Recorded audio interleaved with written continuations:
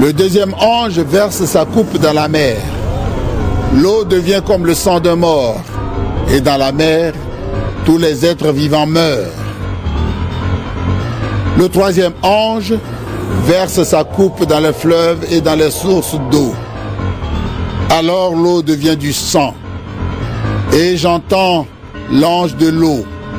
Il dit: Toi qui es et qui étais, toi le Saint, tu es juste en jugeant de cette façon. En effet, puisqu'ils ont versé le sang de ton peuple et des prophètes, tu leur as donné du sang à boire. Ils ont ce qu'ils méritent. Puis j'entends une voix qui vient de l'autel. Elle dit: Oui, Seigneur, Dieu Tout-Puissant, tes jugements sont vrais et justes. Le quatrième ange verse sa coupe sur le soleil, et le soleil reçoit le pouvoir de brûler les gens par son feu. Alors les gens sont brûlés par une chaleur terrible, et ils insultent le nom du Dieu qui a le pouvoir d'envoyer ces grands malheurs. Mais ils ne changent pas leur vie, et ils refusent de reconnaître la grandeur de Dieu. Le cinquième ange verse sa coupe sur le siège de la bête. Et la nuit enveloppe le royaume de la bête. Les gens se mordent la langue, tellement ils souffrent. Ils insultent le Dieu du ciel à cause de leurs souffrances et de leurs plaies. Mais ils continuent à faire le mal.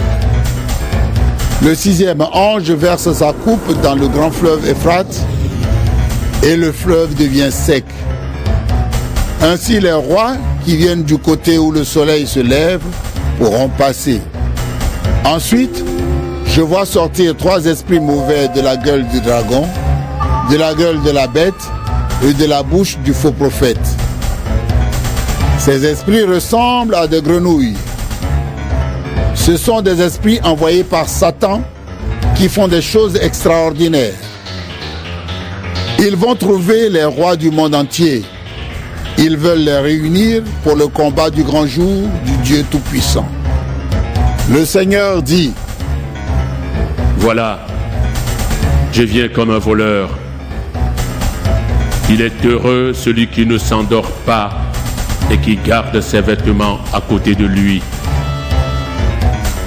Ainsi, il ne marchera pas tout nu et il n'aura pas honte quand les gens le verront. Les esprits mauvais réunissent les rois à un seul endroit.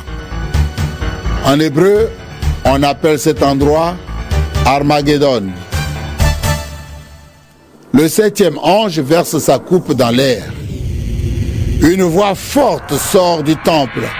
Elle vient du siège de Dieu et dit: Maintenant, c'est fait.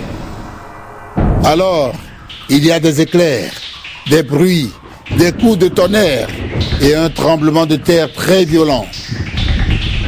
Depuis qu'il y a des êtres humains sur la terre, on n'a jamais vu un tremblement de terre comme celui-là. La grande ville se fend en 3 parties et les villes de tous les pays s'écroulent. Dieu se souvient de la grande ville de Babylone. Il lui donne à boire une coupe pleine du vin de sa terrible colère. Toutes les îles disparaissent et on ne trouve plus les montagnes. Des gros blocs de glace tombent du ciel sur les gens. Les gens insultent Dieu à cause du grand malheur de cette pluie de glace. En effet, ce malheur est vraiment Apocalypse, chapitre 17.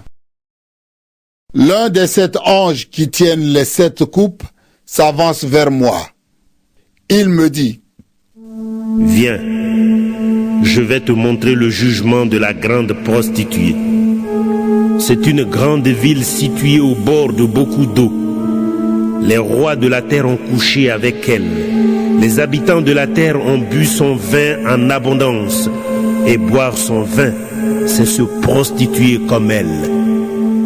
L'Esprit Saint vient en moi et l'ange me transporte au désert. Alors, je vois une femme assise sur une bête rouge. Cette bête a 7 têtes et 10 cornes.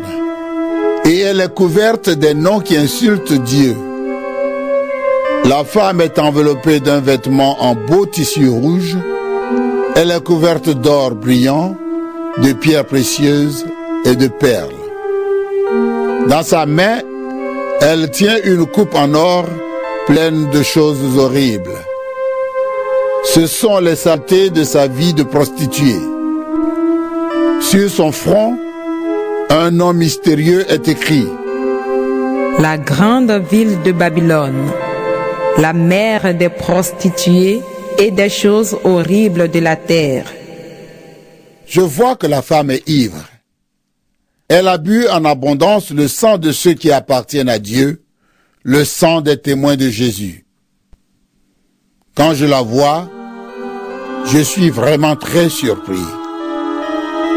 Alors, l'ange me dit, « Tu es surpris? Pourquoi donc? Moi, je vais t'expliquer le sens mystérieux de cette femme qui est portée par la bête. Je vais t'expliquer aussi le sens mystérieux de la bête aux 7 têtes et aux 10 cornes. La bête que tu as vue, elle a existé, mais elle n'est plus rien. Elle va monter du trou sans fond et elle va être détruite. Certains habitants de la terre n'ont pas leur nom écrit dans le livre de vie depuis la création du monde. Ces gens-là vont être surpris en voyant la bête. En effet, elle existait autrefois. Maintenant, elle n'existe plus, mais elle reviendra.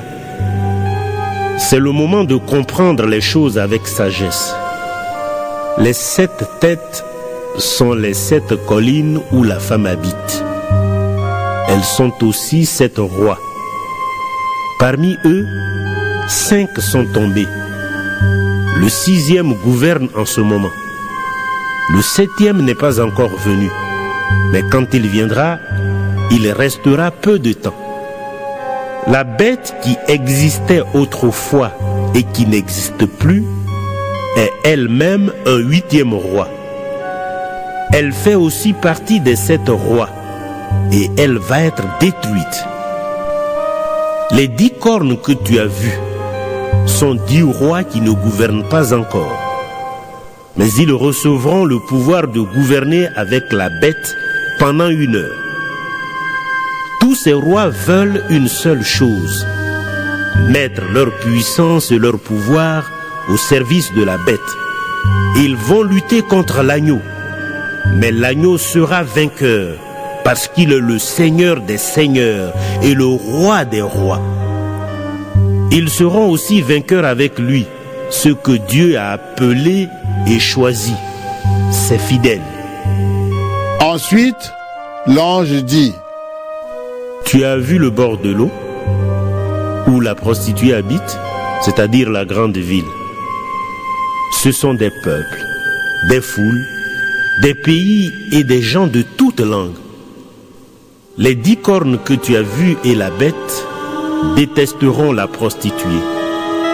Elles lui enlèveront tout ce qu'elle a et elles la mettront toute nue.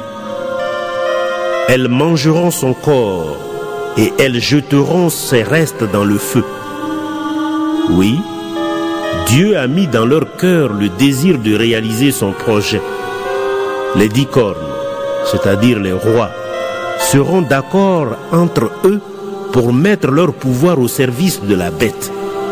Cela durera jusqu'au moment où les paroles de Dieu seront réalisées. Et la femme que tu as vue, c'est la grande ville qui dirige les rois de la terre. Apocalypse, chapitre 18. Ensuite, je vois encore un ange qui descend du ciel. Il a un grand pouvoir et sa gloire éclaire la terre. Il crie d'une voix forte. Elle est tombée, la grande Babylone, C'est là que les esprits mauvais habitent maintenant. Tous les esprits impurs, tous les oiseaux impurs et dégoûtants se réfugient dans cette ville. Oui, elle a donné en abondance son vin à boire à tous les peuples. Et boire son vin, c'est se prostituer comme elle. Les rois de la terre ont couché avec elle, et les commerçants de la terre sont devenus riches à cause de son immense richesse. Et j'entends une autre voix qui vient du ciel.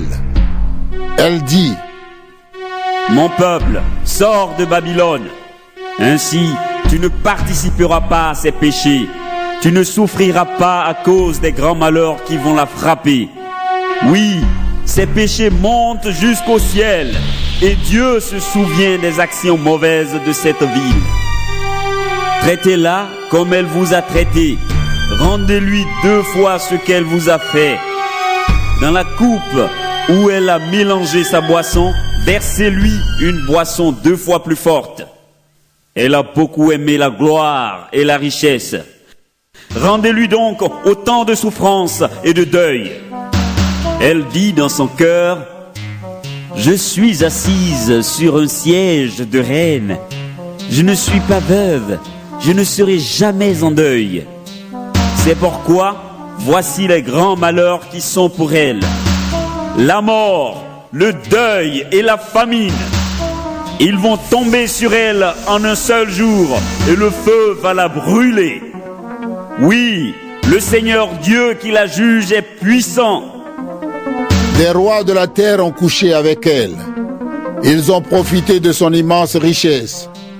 Alors, en voyant la fumée du feu qui la brûle, ils pleureront sur cette ville et ils seront en deuil à cause d'elle. Ils resteront loin d'elle parce qu'ils auront peur de ses grandes souffrances.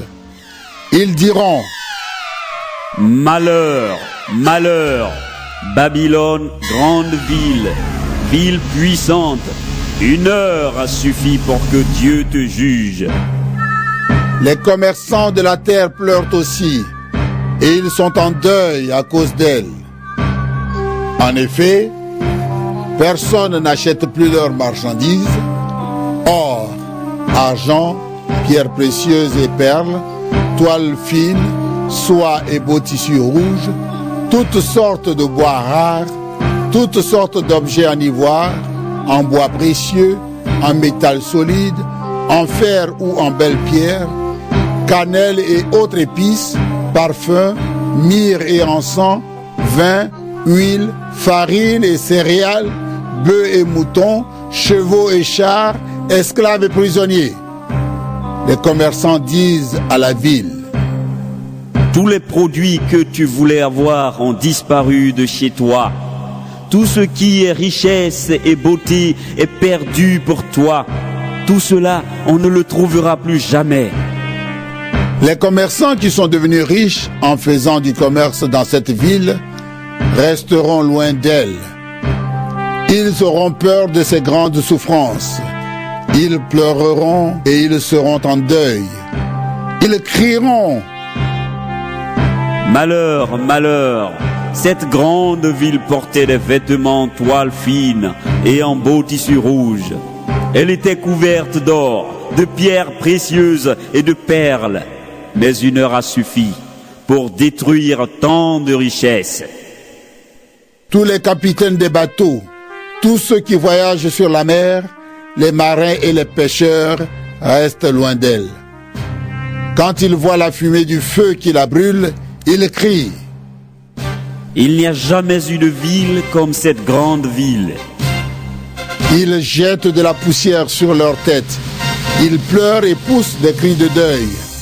Ils disent: Malheur, malheur, cette grande ville a couvert de ses richesses tous ceux qui ont des bateaux sur la mer, mais 1 heure a suffi pour la détruire. Ciel, réjouis-toi, la ville est détruite. Réjouissez-vous aussi, vous qui appartenez à Dieu, apôtres et prophètes.